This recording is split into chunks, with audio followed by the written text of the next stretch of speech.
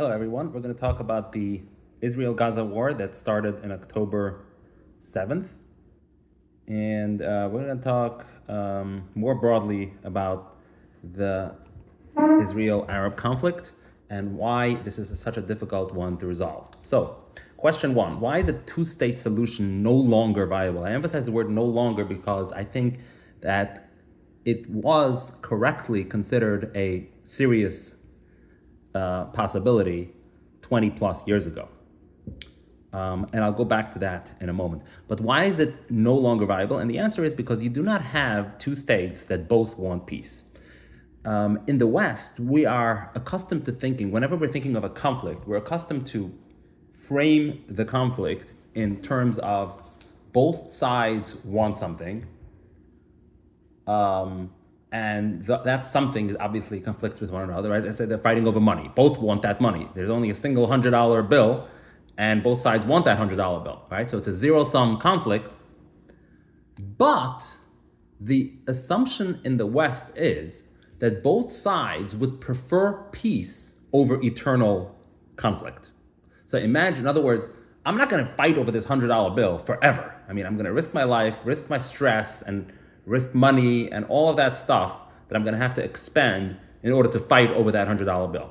So it is mutually beneficial on both sides to come to some sort of compromise/agreement in which both can live in peace and we can somehow split that $100 bill, right? So both of them will renounce their claim and they will lay down their weapons. They're not going to fight each other, and we're going to come to some sort of terms for peace. So that's the Western predicate of the nature of conflicts. Okay, this is what we believe. We believe that whenever there's a dispute, whenever there's a conflict, there's always a way to offer both sides what they want as a preferred alternative to eternal fighting with each other. The problem with this framework is that it doesn't work in the context of the Middle East because the Arabs more broadly, but more specifically the Palestinians, quote unquote, they would rather fight forever for the purpose of eradicating Israel. So any fight that is for the purpose of, just delegitimizing Israel, making it difficult for Israel, even if it drags them down in the process as well, doesn't matter. Even if I don't get anything, even if there's no point to it because I'm not going to win anyway, they're still going to fight. Okay, so that's essentially what it is. It's the Hamas ideology. It is largely driven nowadays by Islamism, but there could be other ideas to this as well. So, for example, the Arab resistance to Israel initially was not driven by religion per se, right? Like, for example, if you look at Arafat, he was not a religious leader, and he was the founder of the PLO, Palestinian Liberation Organization. Okay, so we're not going back all the way to the origin of the Jewish Arab conflict, but at least you see that there are other influences. Nevertheless, be that as it may, at this point in the conflict, there is a very resolute, very profound ideology in the Arab world, and more specifically among Palestinians, and even more specifically among Gazans, to fight Israel no matter what. They're willing to fight even if they lose, even if they die, it doesn't matter. So that you can't have a two-state solution because they don't want peace no matter what. No matter what you give them, the only desirable outcome is if Israel lays down its arms and just simply capitulates and gives up its state. Okay, question number 2. Was it viable at some point? So I touched on that earlier, and I said that it was a serious proposal back 20 plus years ago. And what I'm referring to is the Camp David summit. I believe it was in 1999 at the conclusion of the Clinton administration, towards the end of the Clinton administration. And of course, there are both sides to this story. Some claim that it was Israel was at fault, but the truth is that it was the Palestinian side that was to blame for the breakdown of negotiations. This is corroborated by both Clinton himself, the Israeli side, and by, I believe, Dennis Ross, who was active in those negotiations. He also confirmed that. And certainly this is the position that I'm taking here. And I believe that is in fact the case. I think, in other words, what I believe is that Ehud Olmert made very, very serious concessions in those negotiations, and very reasonable concessions. It would have led to peace if Arafat had accepted, but he didn't accept. And so I think that was the best chance in 50 plus years of this conflict, maybe even going back to before the foundation of the State of Israel. That was literally the best chance to make peace. And Arafat basically blew that chance. Now, why did he blow that chance? Well, it is probable that he did not have the backing of the majority of his people. I wouldn't resist this possibility, okay? I'm not going to say that you're wrong if you say that he didn't have the backing of the public opinion, right? In other words, the public, if you polled Palestinians at the time, are you willing to make Israel peace with Israel in return for, okay, we're going to get back 90+% of the West Bank, we're going to have nominal custodial sovereignty over the Temple Mount, and etc. There was a lot of terms. I don't want to go into the details, but the point is, would you be willing to make peace with Israel in return for all of that? I think most of the Palestinians would have said, no, we want to continue fighting. So if Arafat wants to hide behind that notion of, hey, there wasn't a democratic upswell of support for this, then I'm not gonna dispute you. I'll say you're right. However, Arafat had legitimacy, and what we know about politics is that when you have a legitimate leader who has recognition, who has support, who has the esteem of his people, sometimes they can take actions that are against the wishes of the majority of the people, and he can lead them, literally. That's what the definition of a leader is. He can lead them towards the promised land. Oh, that's a good analogy, because Moses sometimes didn't have the support of his people either. They rebelled against him. Read the Bible. And yet, he was able to lead them into the promised land. So you do not need the support. Now, why was Arafat a very good candidate for leading his people, notwithstanding that there wasn't a majority of support for a two-state solution? Why? Because he was the original fighter. So he has legitimacy. So there's a lot of examples in history where the leader of a particular movement, when he starts to pivot, like let's say normally we're talking about a radical who advocates militancy, and when they become more moderate, they have the legitimacy of moderating his people. Okay, he has the legitimacy of moderating his people because he has that credentials of, I'm a fighter. So when I say we're going to stop fighting, the people listen. So if a peacenik says we're going to stop fighting, they don't listen. Hey, you're a peacenik. But you get the point that I'm making. So bottom line is that in 1999, Arafat had that chance. He blew it, and either because he wasn't that smart or he didn't have the courage, combination of the two, whatever it is, he blew it. And there isn't going to be anyone else coming up anytime soon who has that strong mandate, the same thing that Arafat had back then. So there isn't going to be peace anytime soon. Which brings me to question number 3. So what is the endgame of Israel in Gaza and the West Bank and all of that stuff? So in the West Bank, there's essentially a status quo going on. They don't have a full-blown state. They don't have any security control over areas that they're not physically occupying. Like, the Palestinians only have control over their own cities. So anything around the area is already what's called Territory B, okay, which Israel has security over. So that's currently the status of how the West Bank is being administered. So in other words, most outlying areas that are not physically inhabited are under Israel's security control. And of course, there are many areas, which I believe is Area A. I forgot already. Area A, B, and C. I forgot what the areas designate, but I think it's Area A. Or is it Area C? I'm not sure if it's A or C, which is under full Israeli control. So, in other words, settlers actually live there, there's security and civilian Israeli administration of such areas. So anyway, so that's been going on for some time, and it works. It's not the greatest. It's not the greatest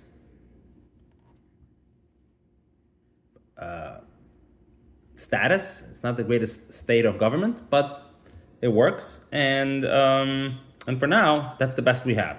Now, regarding Gaza, Gaza is different because in Gaza, it's Hamas that controls the territory. So in the West Bank, it is Fatah, which does not have a program of of attacking Israel. They don't have such a thing. Now the people still hate Israel, and they cheer Hamas, but they're not apparently courageous enough to actually join. So either they don't have the courage to join, or at least the government is wise enough to suppress such urges. So either way, the Fatah-controlled West Bank does not actively fight Israel. But in Gaza, it's a whole entire different story. Over there, not only do the people support the fighting of Israel, but it is actually being done. So it's not just an abstract philosophy, but they're actually fighting, and they're actually, when they give them land, which is what Israel did in 2006, they gave them full sovereignty over the land. They withdrew from Gaza, and that's what happened. They just immediately started launching rockets against Israel. Immediately. The embargo, by the way, Israel's embargo against Gaza followed the beginning of launching rockets against Israel.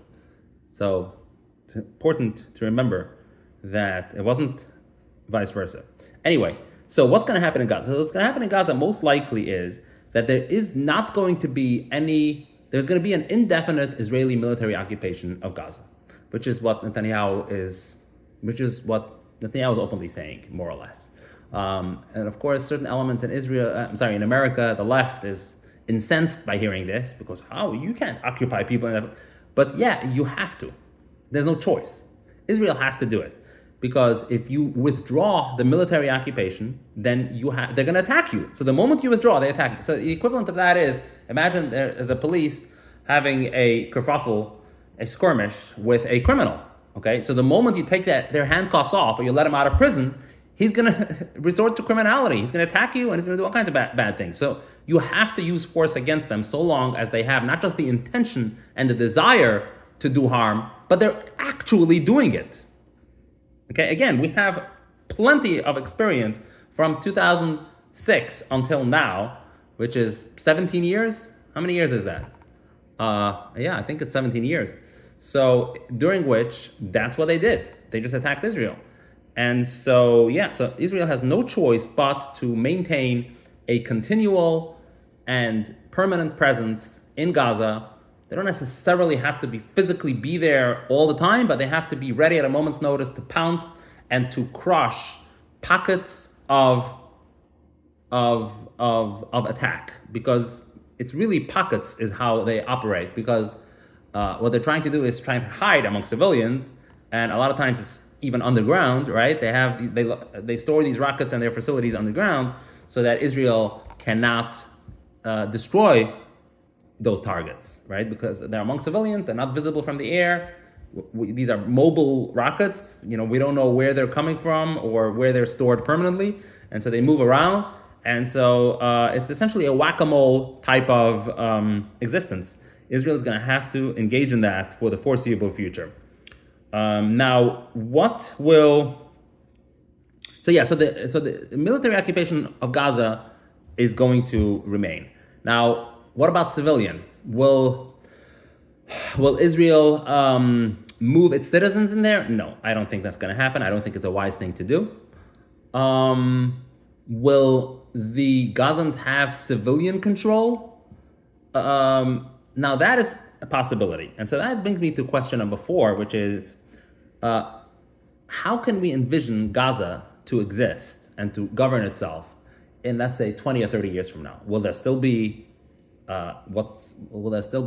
fighting like it's going on right now? Will it be the same intensity? Will there be hatred towards Israel? Like, what will be the status in 20 or 30 years from now? And the answer is, I don't think that this fight will still be ongoing in 20 years from now. So my prognosis of what will happen is as follows. I think that what will happen is, right now, they're motivated by a combination of honor and Islamist ideology, and of course the cheering on of the West, because there's a lot of elements in the West that are just telling these Palestinians, hey, you're victims, Israel is bad, and just hang on, we're on your side, and we're gonna bring down Israel, just hang in there. If not for the Western cheerleading, I think that they would be in a much weaker position, and the conflict might not even be ongoing anymore. So in other words, what the left in the West is doing is not just making it worse for Israel. Israel obviously is not benefiting from their voices, but they're also making it worse for the Palestinians, whom they allegedly they proclaim to be trying to help, because by telling them, hey, you're a victim, and you're not doing anything wrong, it's Israel is the bad one. By telling them that, they're essentially absolving them from all responsibility for their actions. So now I can do whatever I want. I can launch rockets, and it's justified because I'm the victim. Okay? So, which means that it's going to be an eternal conflict. So they're never going to get out of this cycle as long as they think of themselves, hey, I'm a victim. Nothing I can do. Israel is bad, and I need to continue fighting. I have no choice because I'm the victim. So as long as they think that, there's going to be the conflict will be ongoing. So eventually people will wise up to this. They'll start realizing, no, I'm not a victim. There's certain things that I can do to stop this. First and foremost, I can just stop launching rockets towards Israel. Duh! It's so obvious, right? A lot of people are blaming Israel for, they should withdraw. They should stop. Ceasefire now, right? Well, it's a very easy way to cease fire. Just lay down your arms and release all the hostages, and the war is over. I mean, that's essentially what Israel was saying. The defeat of Hamas and release of Hamas, those are the war aims of Israel, the stated war aims. And so if they do those two things, it's over immediately. Okay? But anyway, going back to what I was saying, so what's going to happen, my prognosis is, what will happen is, you will start having, people don't know this in the West, but there are actually clans in Gaza. There's at least a dozen, I believe, a dozen or so clans. So these are large families that have a certain affiliation and loyalty to each other. So what will happen is, let's call these people emirates, okay? The reason I'm using the term emirates is because I'm envisioning that what would happen is that these clans will eventually decide, you know what, we hate Israel, we want to fight against Israel, we want Israel destroyed, but we don't want the weaponry coming from our territory. So in other words, we're still going to support you, but just not in our land, okay? So what this will achieve is that this will enable them to live in peace in that area. So there will be some subset of Gaza in which Israel will never launch an attack, because there will never be any rockets coming from that area. There will never be any fighters stationed in that area. That will be sort of like a cleared area. It's cleared of, there's no militants there. And Israel will know that. Israel will know this. They will know this. The residents living there will know this. Hey, this is a no-go zone for Hamas terrorists. And what will happen then is that people will over time, they'll start realizing, hey, wouldn't it be nice if I lived in a militant-free zone in which I know Israel will never attack me? I will never get any leaflets from the sky saying, hey, evacuate because we're launching because we're about to launch a bomb on your compound, right? So, that's what's happening right now. Right now, no Gazan is safe anywhere indefinitely, because eventually there's going to be some militant embedding themselves near them, launch a rocket towards Israel, because that's what they do. They do this among civilians. And Israel will retaliate, because Israel has no choice but to retaliate at wherever that rocket came from. So everyone is suffering in Gaza. But eventually what will happen is, as it becomes known to people that certain areas are militancy free, there's no militants in there, those areas will become more desirable, and it'll spread. There'll be more areas.